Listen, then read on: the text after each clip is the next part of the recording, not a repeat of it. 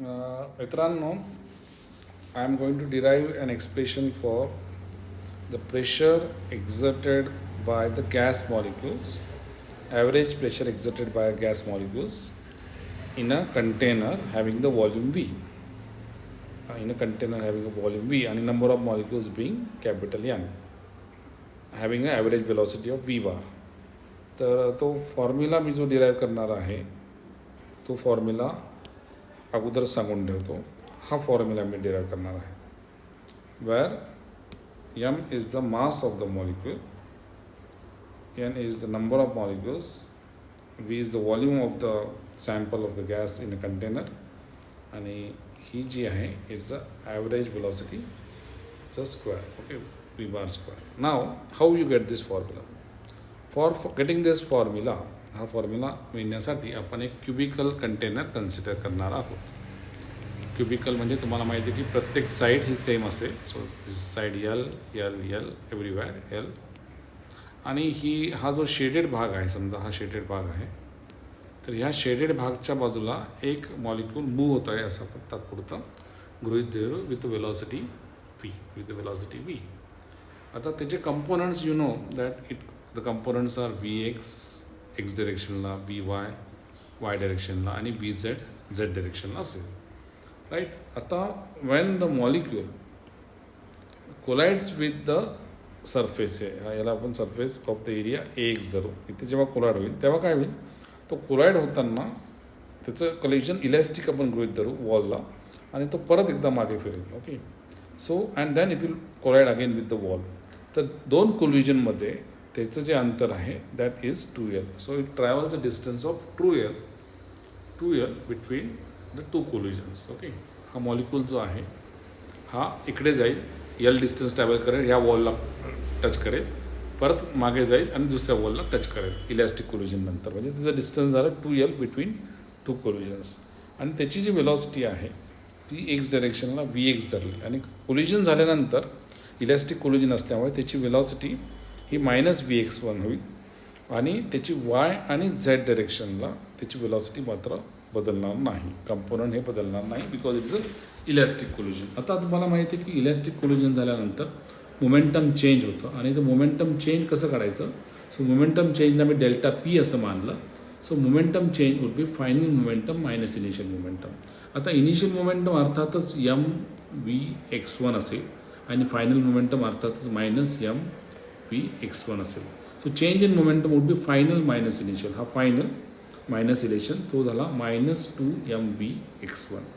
हा झाला द मॉलिक्यूलचा change in momentum. Molecule 1 which is travelling along the X direction and hitting the container wall. Okay, it will have a change in momentum of -2mvx. Now momentum is conserved, त्याच्यामुळे momentum of wall of the container would be +2mvx1. Same value, direction वेगळी, आणि तुम्हाला momentum मिळाला, right. आता मला rate of change of momentum काढायचा आहे. Rate of change of momentum म्हणजे मोमेंटमचा चेंज अपॉन टाईम. टाईम काढण्यासाठी you know that time is velocity upon distance. So velocity is vx1 for molecule 1 travelling along the X direction, आणि distance travel by that molecule 1 is 2l. Okay, so vx1 upon 2l is the time. So distance, time is vx1 upon 2l, momentum is +2mvx1. So rate of change will be this upon this. So rate of change of momentum is 2mvx1 upon delta t. So this gives you the rate of change of momentum. आणि हा calculate केला, okay, delta P. So rate of change of momentum आपण शिकलेलं आहे Newton second लॉने, is nothing but the force which is exerted by the molecule on the wall. So the force would be ml upon vx1 square. हा force हा first molecule exert करतो वॉलवरती. This is the force exerted by the first molecule on the wall. Okay, travelling with the velocity vx1. So this is one molecule. असे किती molecules आहेत, असे अनेक molecules असतील एक्स डिरेक्शनला ट्रॅव्हल करणारे. So vx1 square plus vx2 square, so vn square into m upon एलचा addition would be your total force exerted by all the molecules on the wall. Okay, जसं first molecule आहे तसं second molecule, third molecule after.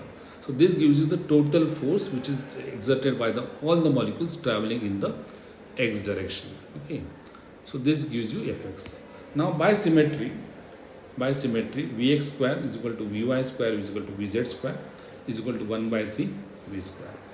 Okay, असं जर असेल तर Vx स्क्वेअरच्या ऐवजी मी 1/3 V square टाकू शकतो या फॉर्म्युलामध्ये. So this total force on the container, total force on the container's wall, on all the walls of the container is m/l 1/3 sigma V square. Okay, आणि जर असे n नंबर ऑफ मॉलिक्यूल असतील तर average फोर्ससुद्धा आपल्याला काढता येईल. So average force is, याला आपण n डिवाइड करायचं, याला आपण n डिवाइड करायचं. So this you divide by n. Okay, and you will get the average force. Okay, now once you get the average force upon area is the pressure. Area का है? Area is L square. This is the area of the wall. Okay, this is the force. So force upon area is the pressure. So pressure average is this.